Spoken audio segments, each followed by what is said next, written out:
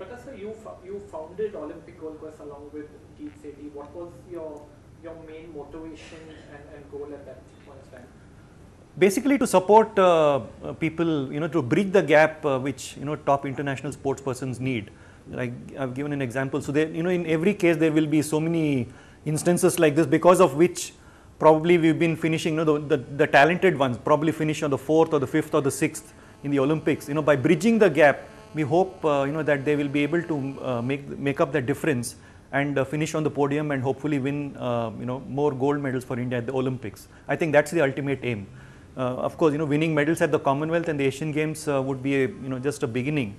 But our ultimate aim is for these sports person to do well at the Olympics and win a gold medal at the Olympics. That is the ultimate aim of Olympic Gold Quest, and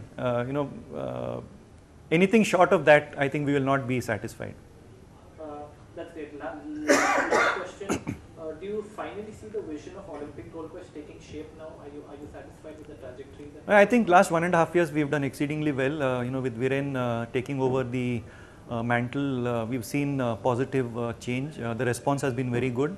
The way we, the raise funds, the way we select the athlete, the way we monitor them, the way we interact with them. In fact, some of the athletes, probably are more closer to Viren himself than maybe with the federation officials or with, with their own family. That's the kind of rapport which he has built. I give a lot of credit to Viren for building such a good platform, and I'm sure with his initiative and with support from the rest of the board members, our dream of getting many more Olympic gold medals will come true in the near future.